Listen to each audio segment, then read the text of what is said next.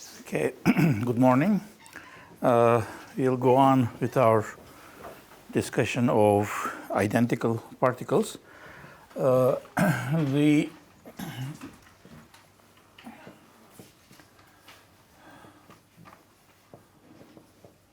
point that we have come during our last discussion was that when we have identical particles, you must have the wave function either symmetric or anti-symmetric, depending on whether they are bosons or fermions.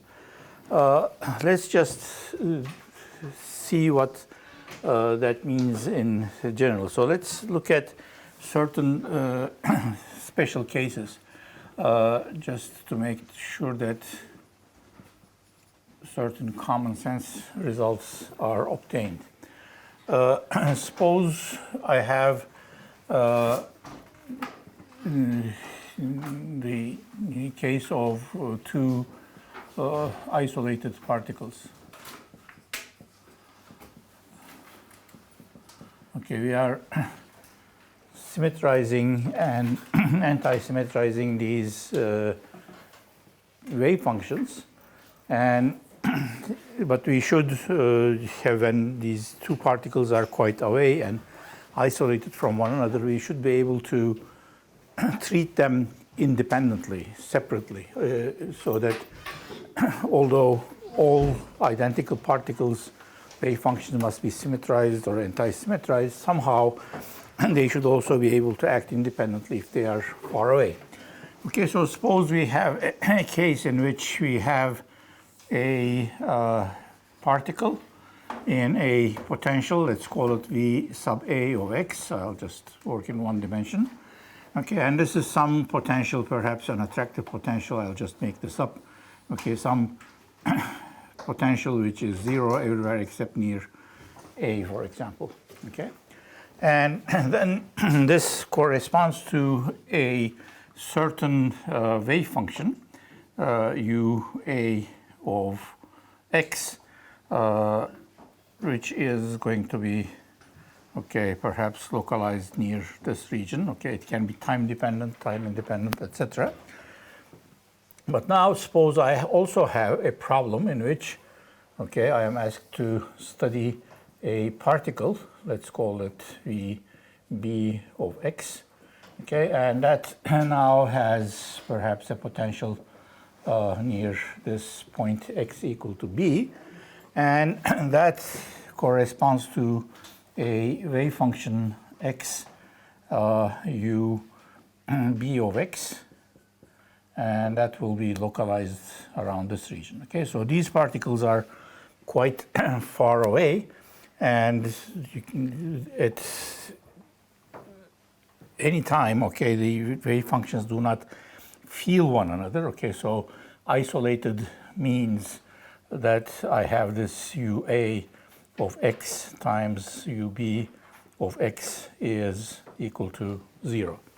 Okay, so at no point do these wave functions overlap with one another. And in principle, I have learned how to solve these problems. Okay, we have developed methodology to solve single particle problems, but now all of a sudden we are faced with the condition that if I have two of these particles, then I have to symmetrize or anti-symmetrize the wave function. Okay, so what is happening then? The Hamiltonian that I had here was something like h equals minus h bar squared over 2m d squared dx squared plus v a of x, right? Over here I had the Hamiltonian which was equal to minus h bar squared over 2m d squared dx squared plus vb of x. Now, what happens when I have two particles together is that now the two particles see the total potential. So V of x is now something which looks like this. Okay. this is the overall potential, okay? And the wave function, I have to, first let me write the Hamiltonian. So h is going to be equal to minus h bar squared over 2m. There will be the kinetic energy term for the first particle, x squared del x1 squared, plus, okay, this potential is now felt by both of these objects. Okay, so this V of x is really sum of the two potentials, V of A of x plus VB of x.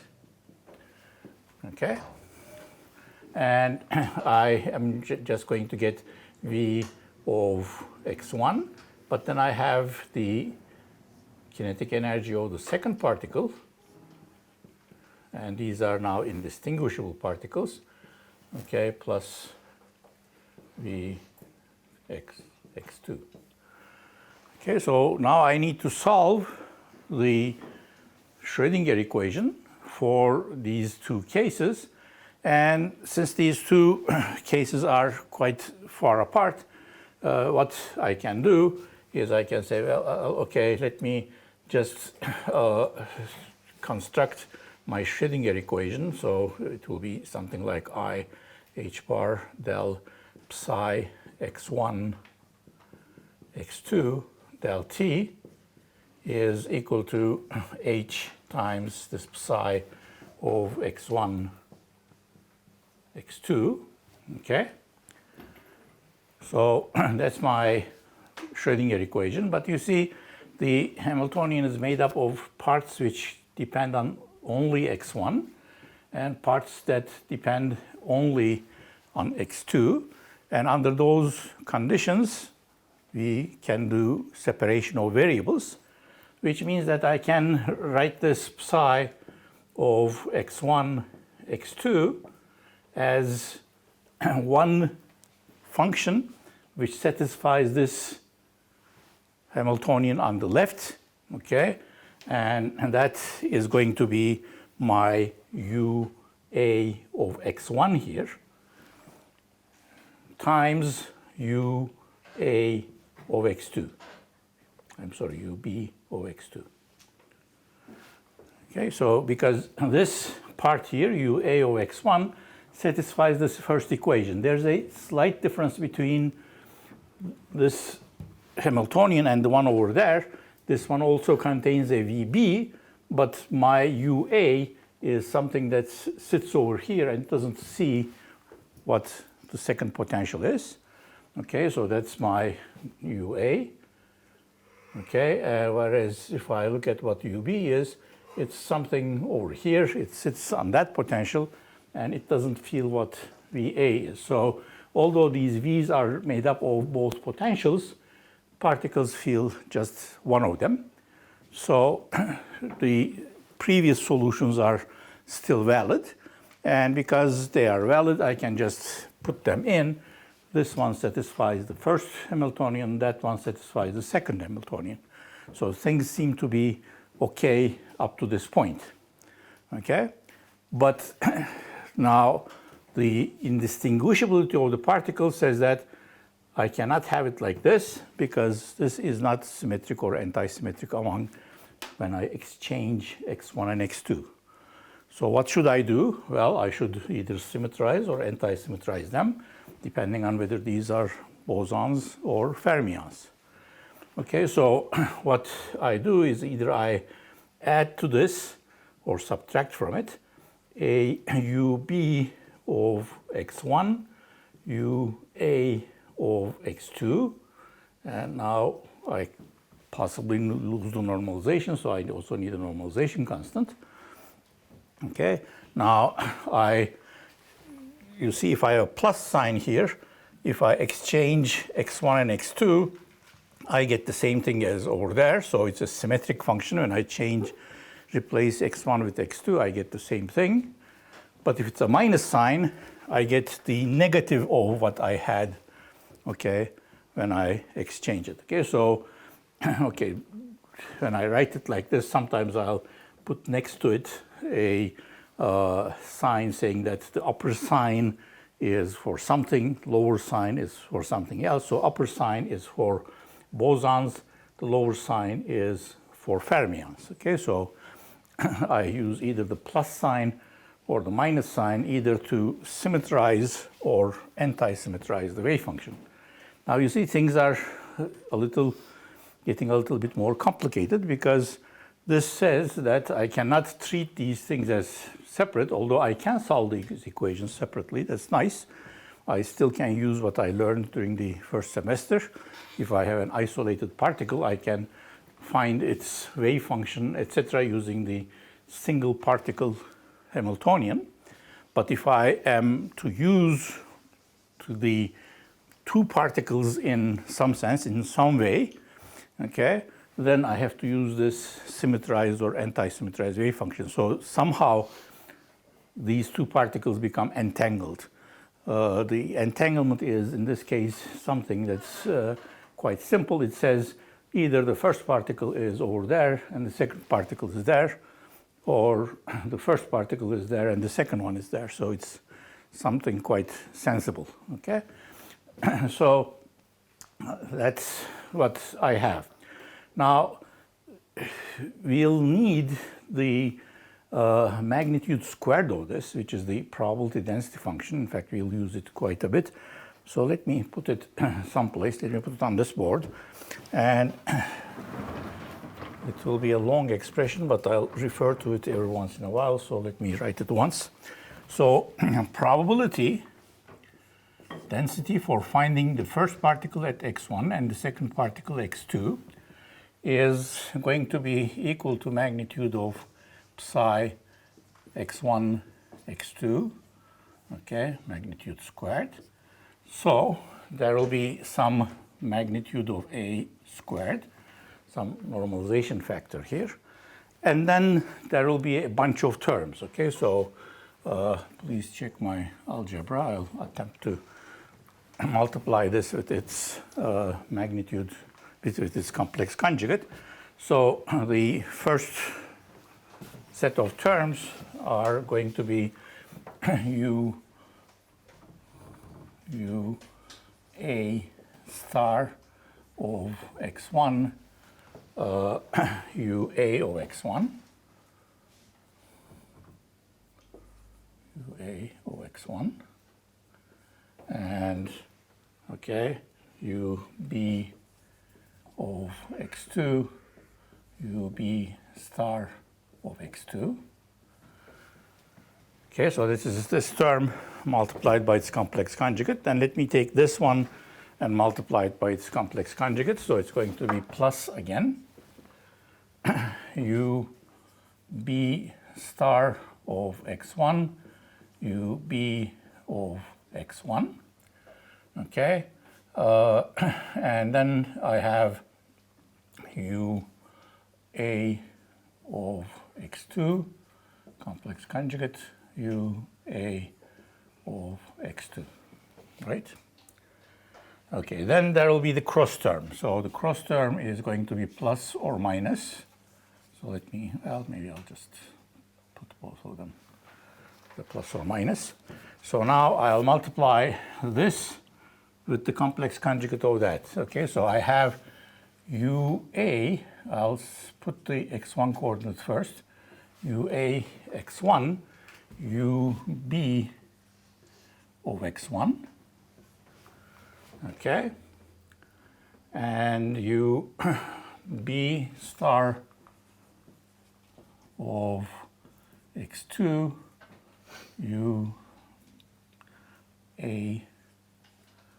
of x1, right? A of x2. Okay, so I'm almost there. Let me just try to squeeze the last term over here. So it's now going to be the complex conjugate of this one times that one. So it's going to be UB star of x1, U A of x1, and then UA of x2 star UB of x2. Okay, so sorry for squeezing it, but I wanted just one line. Okay, so it's just this thing multiplied by its complex conjugate. Now the first thing that you can see, he said, okay, this UA and UB with the same coordinate, okay, is going to give me 0. Okay, so if you look at all these cross terms, okay, so this is UA at x1 times UB at x1, and similarly, all of these terms in the cross terms are going to be zeros. Okay, that's if the particles are well isolated from one another, because where UA is finite, the second particle is not there. Okay, where if I have one particle at x2, the other one is not there. Okay, so the wave functions, UA is something like this, UB is something like that, so they do not overlap. So the product at any x1, okay, if one is finite, the other one is 0. If this is finite, the other one is 0, and most of the places, they are both 0, okay? All right, so that's the probability of finding the first particle at x1, the second one at x2. Now let's find the probability density for just one particle, which is going to be the integral of this p x1 x2 dx2. So this says I don't care about the second particle. It can be any place, okay? What is the probability of finding the first particle at somewhere, okay? So now if I look at that, you see I again get magnitude of a squared and integral of this thing with respect to x2. And you see here I have a integral over the second wave function, which is normalized. So this is going to give me just 1. So I'm going to end up with UA star of x1, UA of x1. Okay. And then this stuff is all 0, but over here again, I have an integral over x2 over n, the magnitude of a normalized wave function. That will also give me 1. So I'll be left with UB of x1, UB of x1. Okay, so you can, okay, so what does this say? This says that the probability of finding the first particle someplace is going to be, to look something like this. So P of x1 is going to be, okay, the magnitude squares of these two functions, one of them at A, the other one at B. Okay, so, and that makes sense because I don't know which particle is first, which particle is second. Okay, they are just interchangeable. So I have lost track of numbering the particles 1 and 2 and keeping track of where the first one is and where the second one is. Okay, so the first particle can be here or there, and you can see very, very easily what the normalization is going to be, because if I now integrate this over x1, then I'm integrating this over x1 and that over x1. What do I get for this parenthesis when I integrate over x1? Well, I get 1 here and 1 there, so it's 2. So that means this A must be equal to 1 over square root of 2. Okay, so for this particular case, for the case when the particles are completely isolated. So this says there's effectively 1/2 probability that the particle is here and 1/2 probability that the particle is there. So the particles, okay, I can no longer follow which particle is where, but in terms of making calculations, I can still use the single particle Hamiltonian, okay, and make my calculations for UA and make calculations for UB, and they will be, okay, isolated from one another, so I don't have to worry about it at this stage. Yes? No, I couldn't understand the second row. Why did we integrate it according to x2? Okay, this is a joint probability. Okay, this is a probability that the first particle is at x1 and the second one is at x2. So here what I do is I want to find the probability that first particle is at x1 independent of where the second particle is. So I sum up all probabilities for x2 being somewhere between minus infinity and plus infinity. Okay, so that leaves me just the probability for x1. Okay, so this just sums over all places that the second particle can be. All right, so this just shows that for isolated particles, for particles which are far away from one another, writing the wave function brings in this complication. But actually, if you are interested in just the first particle being over here, you better use the single particle Hamiltonian. Yes? How did we get rid of the plus minus terms in the integral? Okay, because we said that this is the case for the isolated particle. Okay, so the two wave functions are, when you multiply them together at the same point, I get 0. Okay, so now let's look at the case when we can have more complicated stuff. Yes? Why we didn't say that regardless of where x2 is, being x1 in somewhere is the probability? Is? We want to calculate the probability of x1. Okay. Regardless of the x2 being somewhere, x1 to be anywhere. Why didn't we take the integral based on x1? If we evaluate the integral with respect to x1, okay, so if we evaluate the probability of x1 being somewhere, okay, what does this say? This says what is the total probability that x1 is somewhere between minus infinity and plus infinity, independent of where the second one is? Well, that's going to be 1, right? And that's how we found the normalization constant. Because if we integrate this over all x1, this gives me 1, that gives me 1, so that gives me 2.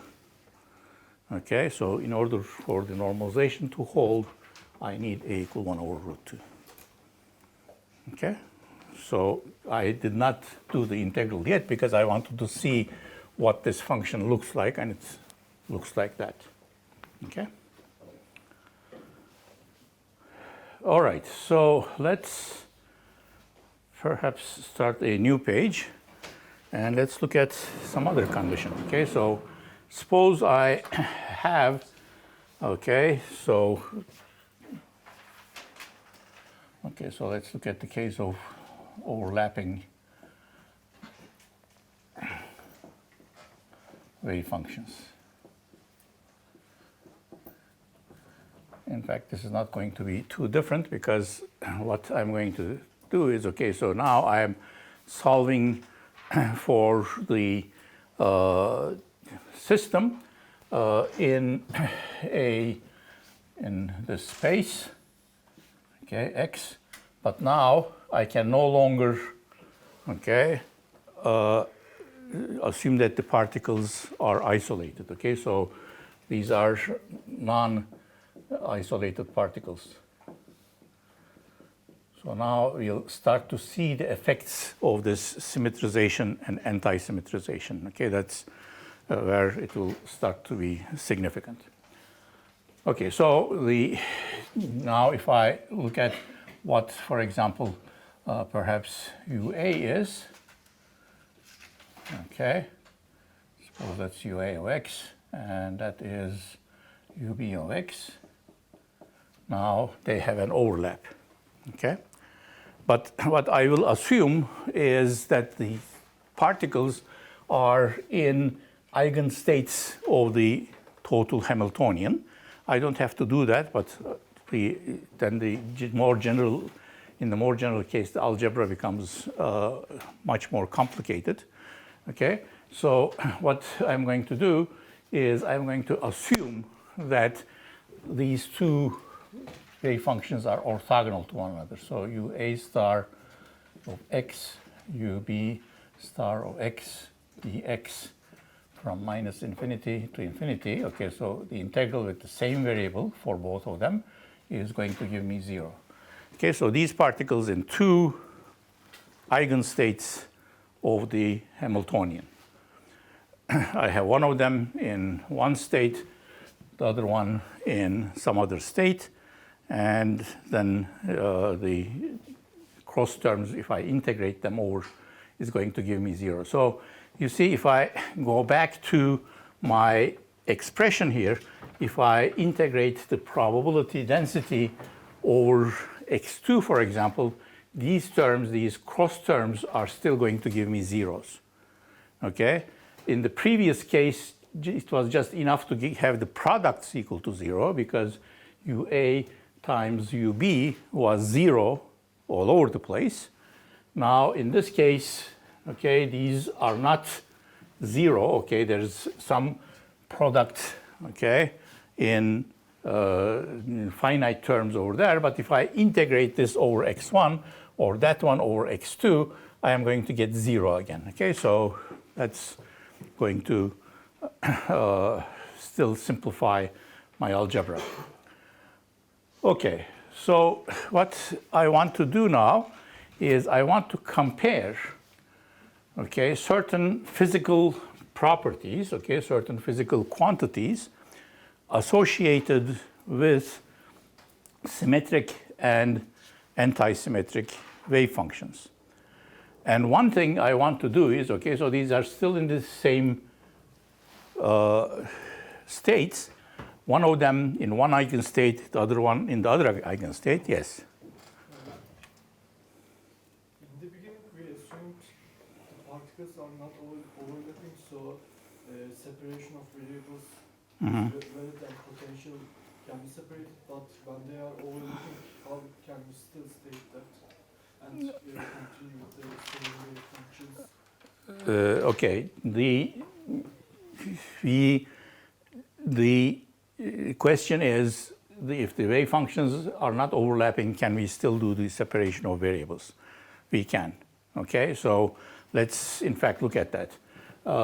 If I have the Hamiltonian h, okay, which is going to be minus h bar squared over 2m d squared dx1 squared, okay, that's the kinetic energy of the first particle, plus v of x1. Okay, now the second particle has the same kinetic energy, minus h bar squared over 2m d squared dx2 squared, okay, and sees the same potential, like that. Okay, so now I want to just find the eigenstates of this. Okay, h some psi of x1, x2 is equal to e psi of x1, x2. So as long as I can separate the Hamiltonian into pieces which is a function of x1 only and a function of x2 only, I can solve this part as a single particle Schrödinger equation. I can solve this one as a single particle, okay, Schrödinger equation. And this one will give me something, okay, let's call it UA of x1. This one will give me UB of x2. And since these are identical particles, okay, this has the same energy spectrum, same set of eigenfunctions. This one has the same set of eigenfunctions, okay, except that I am going to choose two different ones here. Okay, is that clear? Let me. I couldn't understand how the second potential doesn't affect the first one in the Hamiltonian because we are still taking x1, x2 separately, but in their potential they have overlaps, so second potential should affect the first ones. No, okay. What we are assuming here is non-interacting particles. What you are saying is that if the particles are interacting, there must be some additional potential here in the form of perhaps V x1 minus x2. Okay, something Coulomb potential, etc. So we are not putting that in. Okay, so maybe I'll put over here non-interacting particles. These are non-interacting particles. These are this event, this symmetrization and anti-symmetrization comes about not because of any interaction between the particles. It just comes from the symmetry of the wave function, okay, the symmetry that these wave functions must have if they are fermions or if they are bosons. Okay, so it's independent of what the potential is. So at this point, we are not including this.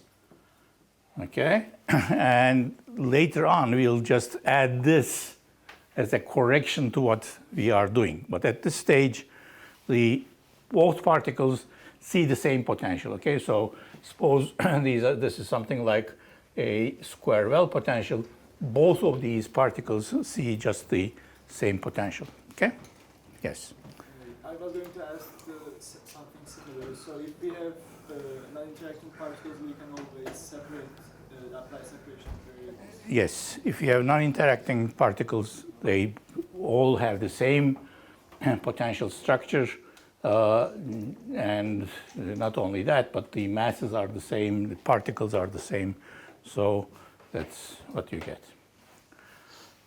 All right, so now I have these particles in these two states, and what I'm going to do is I'm going to look at, for example, how much these particle wave functions overlap with one another.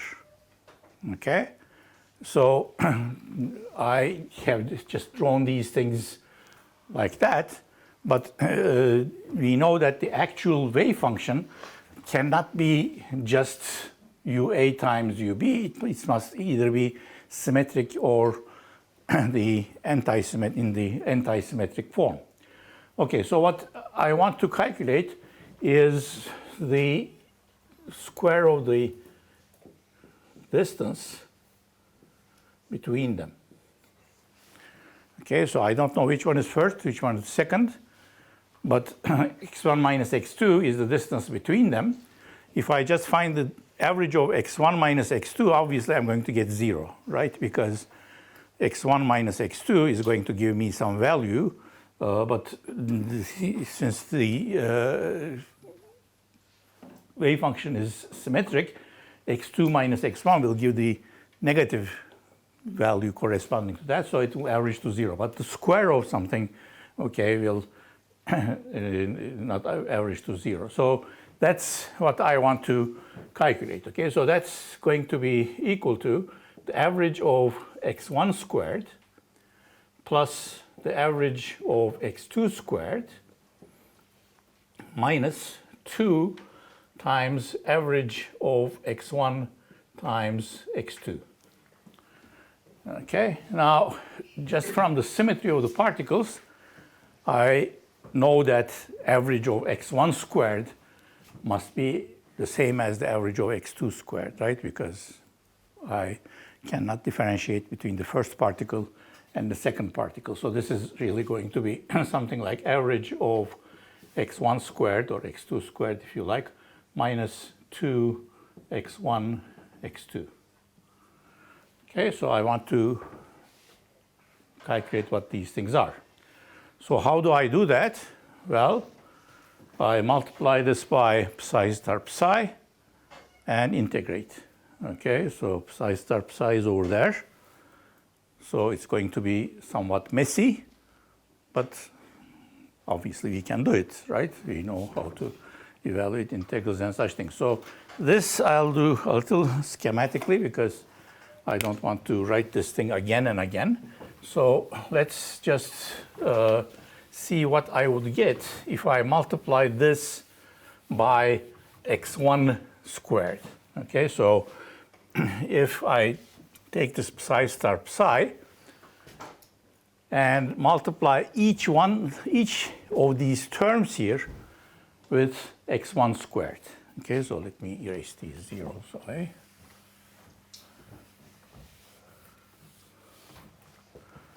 Okay, so I'm going to multiply this term with x1 squared, this term with x1 squared, that term with x1 squared, and that term with x1 squared.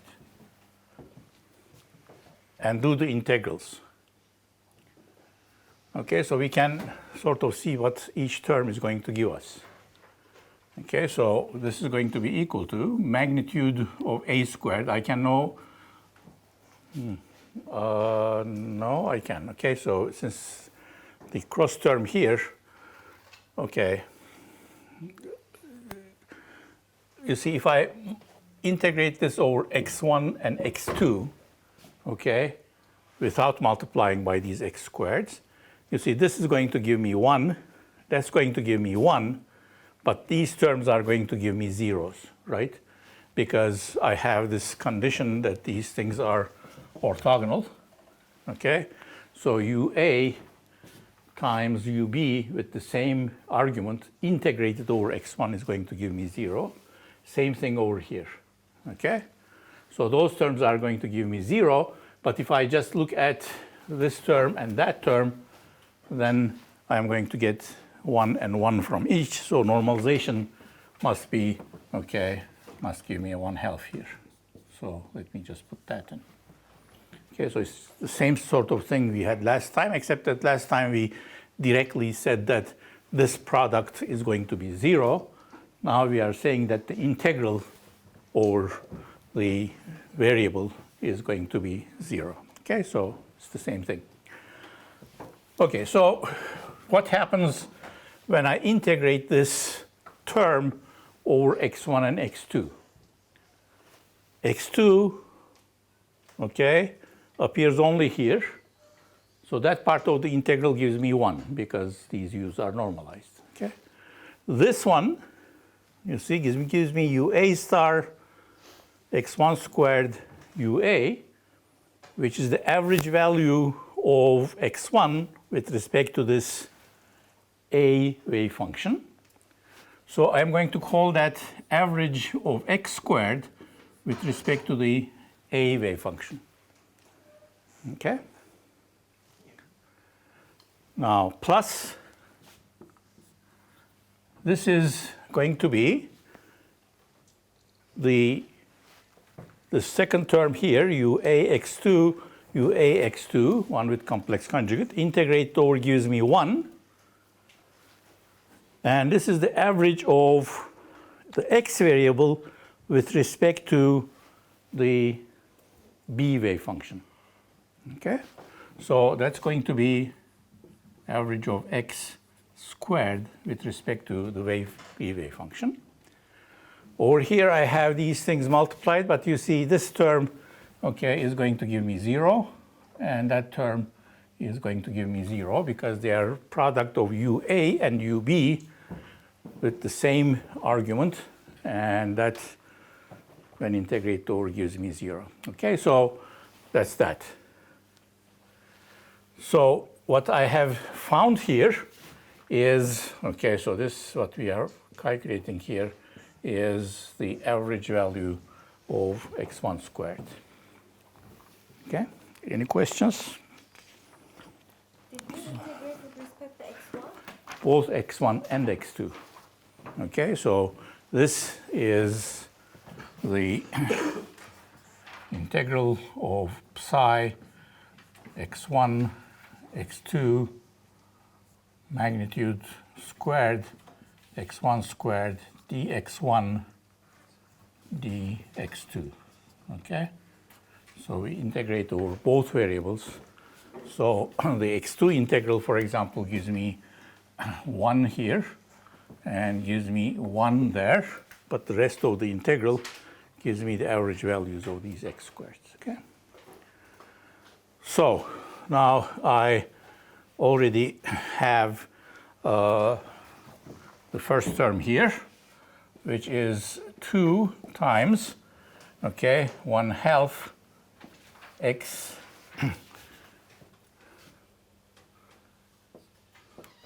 squared average with respect to the a wave function. Okay, so it's going to be the average of x squared with respect to this wave function, and then I have plus x squared average with respect to the b wave function. Okay.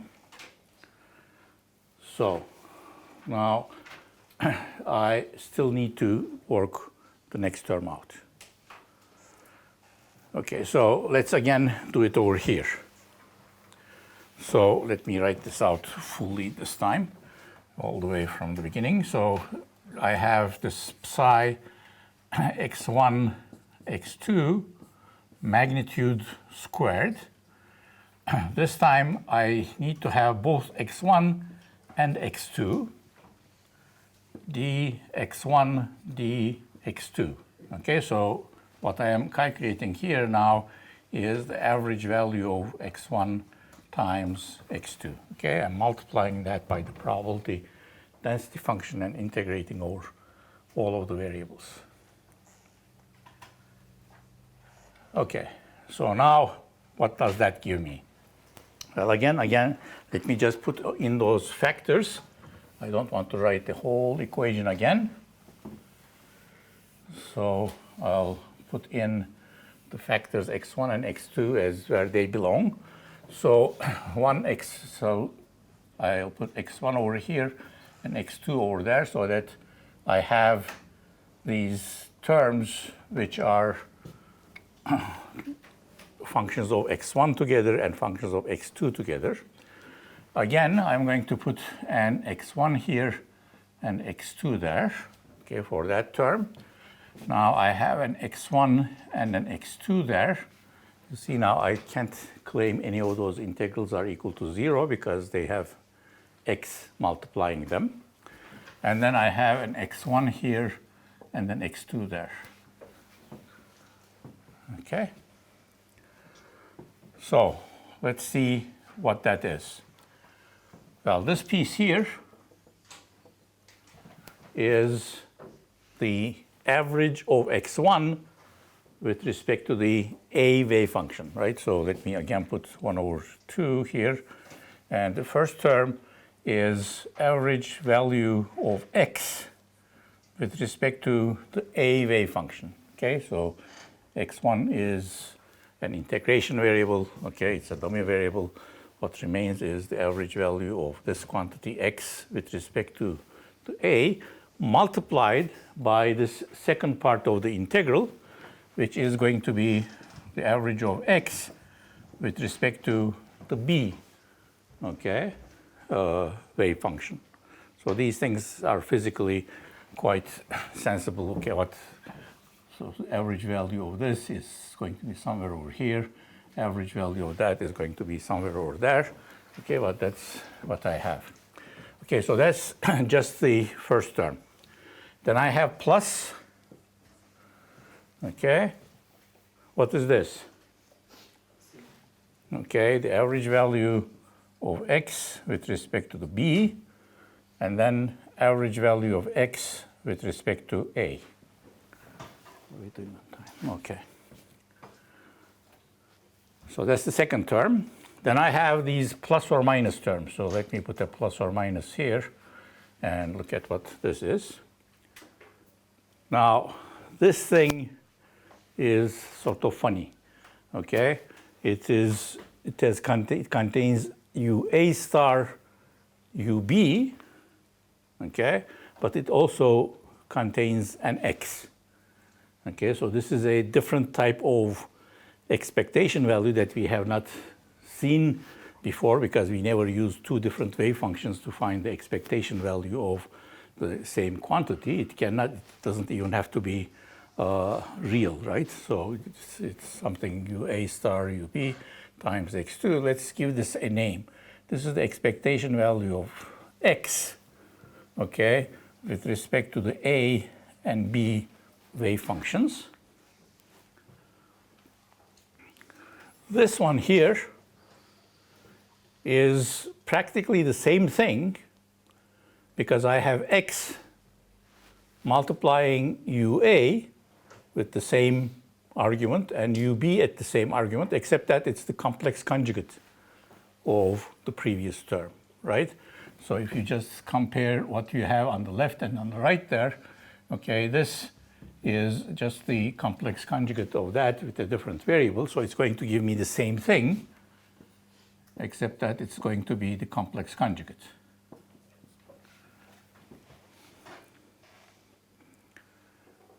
Okay, what about here? I have again something which looks like, okay, so plus this one. Let's start with the second one. The second one is exactly the same thing as that one, right? Except that the variable has changed. So these are A integration variable, B integration variable times x1. This is the same thing, A complex conjugate, integration variable, B, etc. So the only thing that has changed is I have x2 in place of x1, but they are going to be integrated over anyway. Okay, so that's second term is what I called xab. And then I have here before that an xab complex conjugate. All right, so that's the end of that bracket. I still need a big curly bracket here.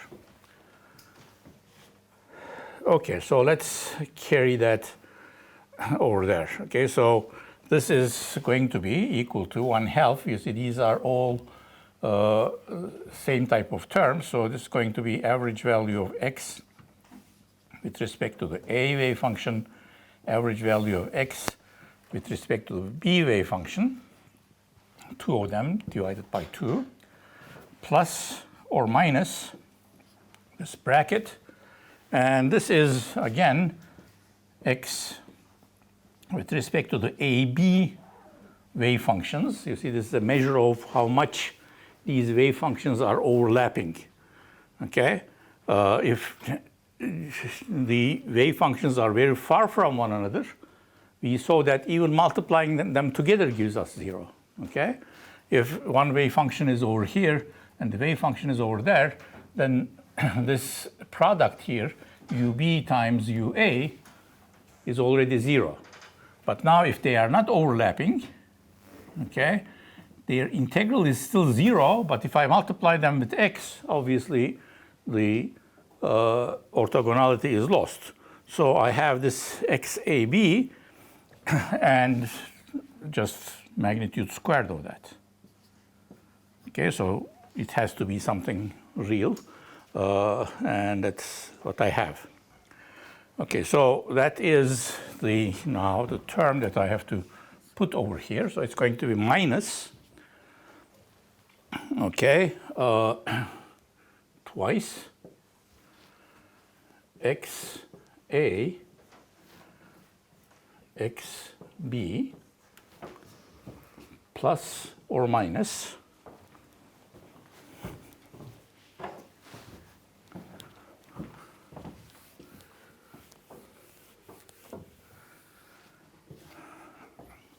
okay, I have this x between A and B magnitude squared. Okay, so that's our final result. So again, the upper sign is for the symmetric wave function, and the lower one is for the anti-symmetric wave function, or boson and fermion. Okay? So I have this expression which gives me something. Okay, perhaps I'll just expand around that minus sign. So this is going to be x with x squared with respect to the A wave function, x squared with respect to the B wave function, minus 2xa xb okay, minus or plus twice x a b magnitude squared. So again, the symmetric wave function, anti-symmetric wave function. So what this says is that if I have the symmetric wave function, the symmetrized one, so these particles are still, let me emphasize that they are still in the same states, okay, the single particle states, and one of them is in UA, the other one is in UB, but depending on the circumstances, I am going to get either symmetric or anti-symmetric type of wave functions, okay, total wave functions, and those wave functions result in an x1 minus x2 squared, so that's a measure of how much the particles, how close the particles are to one another. If the wave function is symmetric, okay, then they are closer together.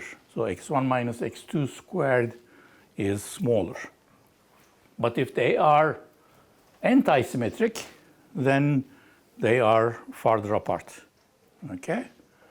Their positions are farther apart, okay? So let's have our break and we'll see the physical consequence of this because this is quite important.